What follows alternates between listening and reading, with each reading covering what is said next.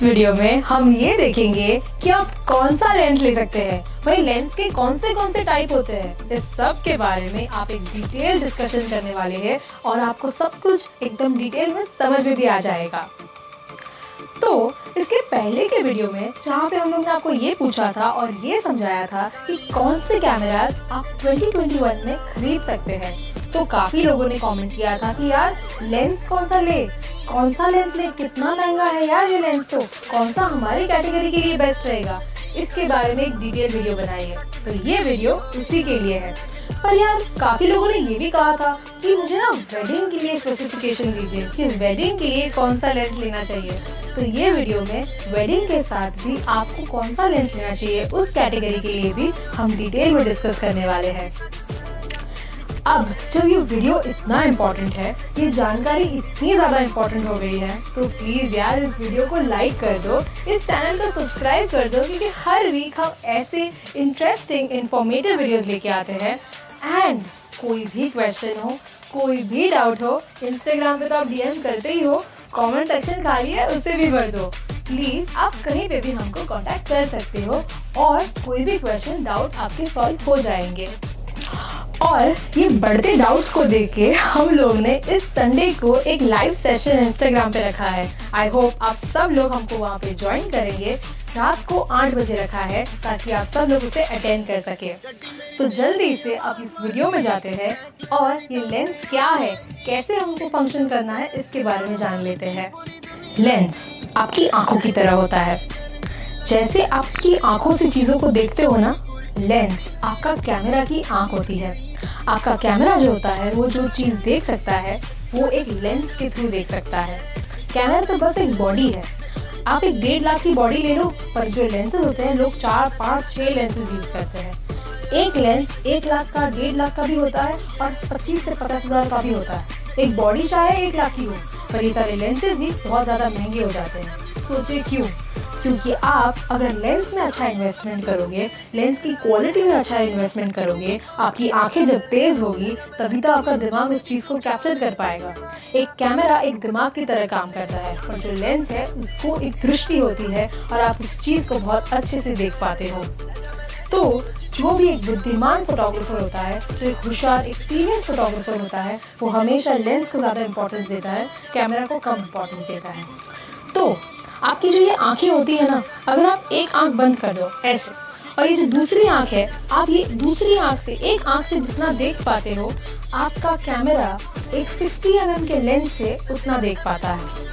जब आप एक फुल फ्रेम कैमरा यूज़ करते हो और उसके ऊपर एक 50 mm का लेंस लगाते हो, तो जितनी चीज़ आप आपकी एक आंख से देखते हो, आपका फील्ड ऑफ व्यू मतलब आपकी दृष्टि का क्षेत्र, कितना आप उस क्षेत्र को देख पाते हो अपनी एक आंखें बंद करके, उसे हम नॉर्मल लेंस कहते हैं एक कैमरा का। जब एक फुल फ्रेम कैमरा के ऊपर आप एक 50 mm लगा दो, तो आप एक आंख से देखने वाली जितनी चीज़ देखते हो, आपका कैमरा उतना ही देख पाता है। मतलब 50 mm का लेंस, नॉर्मल लेंस, बहुत ही इम्पॉर्टेंट लेंस होता है। हर कैमरा की बॉडी के साथ एक 50 mm को लेना बहुत ज़रूरी होता है, चाहे आप कोई भी कैटेगरी में हो, चाहे आप एक स्पोर्ट्स फोटोग्राफर हो या वेडिंग फोटोग्राफर हो, कोई भी कैटेगरी में हो। पर एक 50 mm का लेंस, आपकी फोकल लेंथ जो 50 mm की होती है,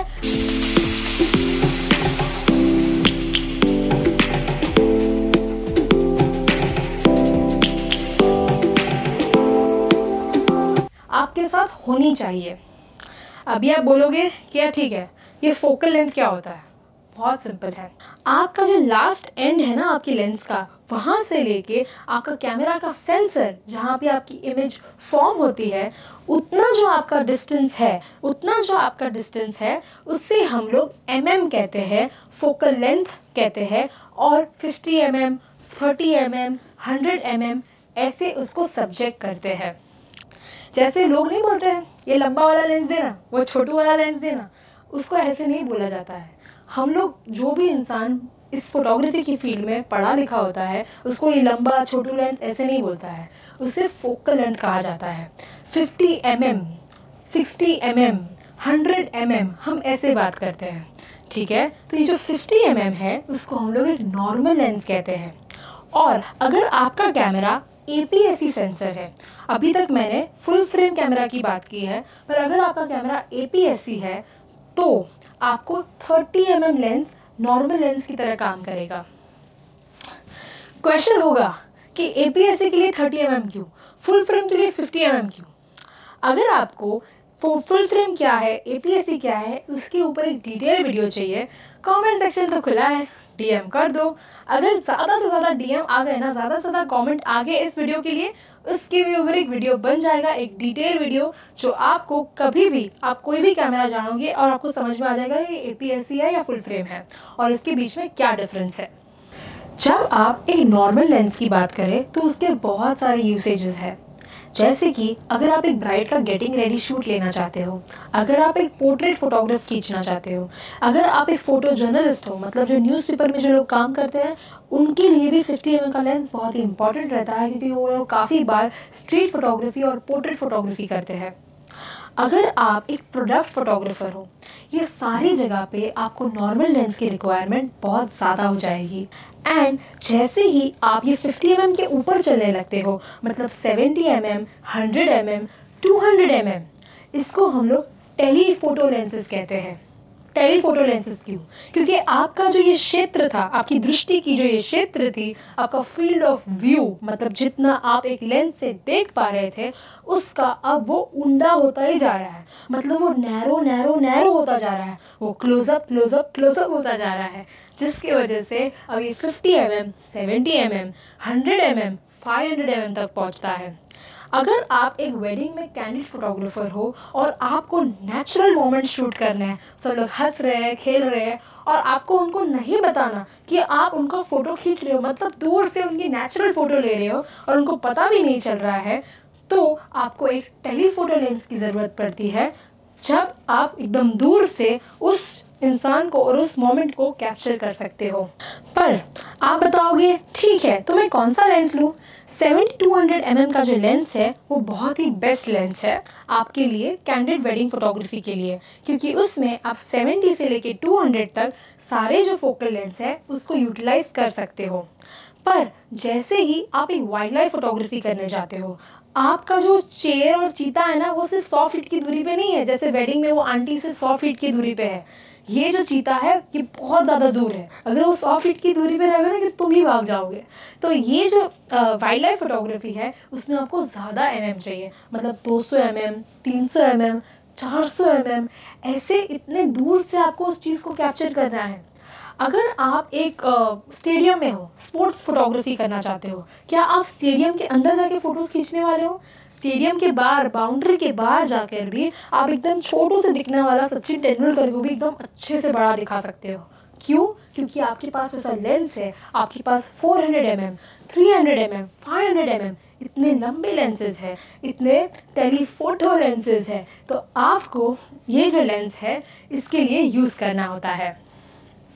पर जैसे ही आप 50 mm के नीचे उतरने लगो, मतलब आप 50 mm के नीचे जाओगे तो क्या होगा? जितना आप अपनी एक आंख से देख पा रहे थे उसका और भी वाइड देखने लगोगे। जो चीज़ आप आपकी आंखों से भी नहीं देख पा रहे थे उससे भी ज़्यादा वाइड और वाइड देखते जाओगे। तो इसको हम लोग एक वाइड लेंस कहते हैं। और ये जो वाइड लेंस है आपको पूरी चीज़ जो होती है, बहुत सारी चीज़, बहुत सारे एलिमेंट्स एक ही फ्रेम में सब कुछ साथ में दिखा देता है। और अगर आप एक संगीत शूट कर रहे हो या फिर आप एक वेडिंग में डेकोरेशन शूट कर रहे हो, आपको चाहिए कि ये सारा डेकोरेशन ना मेरा एक ही फ्रेम में आ जाए। आपको चाहिए कि इतना बड़ा रिसेप्शन का क्राउड मेरा एक ही फ्रेम में आ जाए, या फिर वो रिसेप्शन में ग्रुप फोटो इतने सारे 25-50 लोग एक ही स्टेज पे आ गए हैं तो उसको भी मैं दूर से शूट कर सकूं और पूरा शूट कर सकूं, तब हम लोग वाइड लेंस यूज़ करते हैं।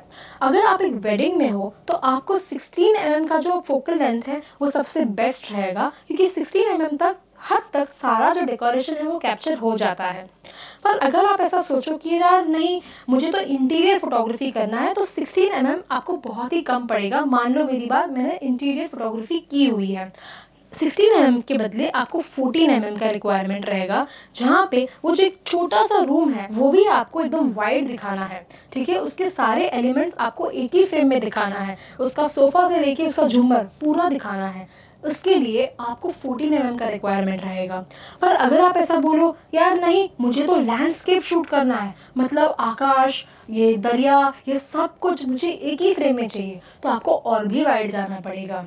ये एक फोकल लेंथ का कमाल होता है, ये आपकी रिक्वायरमेंट होती है। मतलब अगर आप ऐसा सोचो कि यार मुझे लैंडस्केप फोटोग्राफी करनी है तो आपको और भी वाइड जाना पड़ेगा।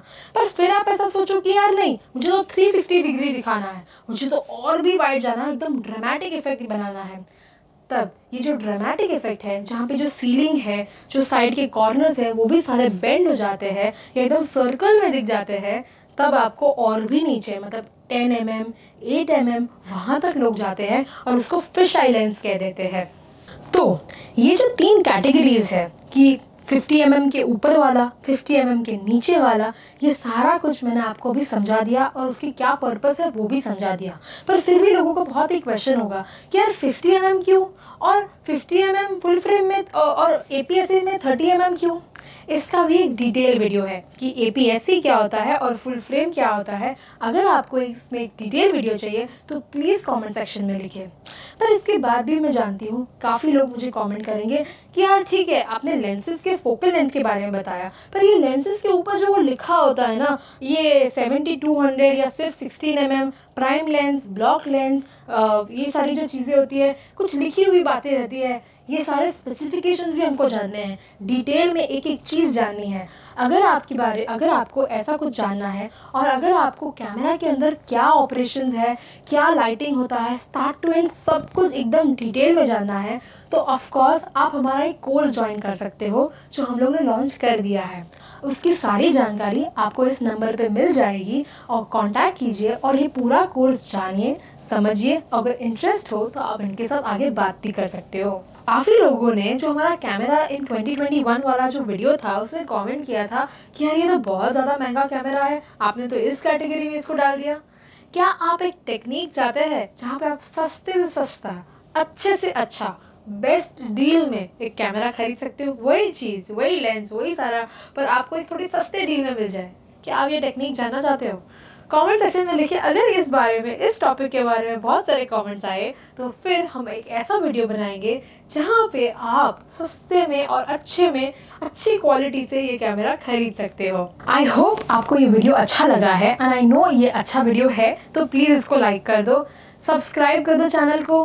इंस्टाग्राम पे लाइव सेशन भी है, उसको ज्वाइन कर सकते हो, इंस्टाग्राम पे DM कर सकते हो। ये सारे ऑप्शंस यूट्यूब के कमेंट सेक्शन के साथ अवेलेबल है, प्लीज़ ज्वाइन करिए। एंड कुछ भी क्वेश्चन हो, कुछ भी डाउट हो, हम सब सॉल्व कर देंगे। Thank you so much by the way and see you soon.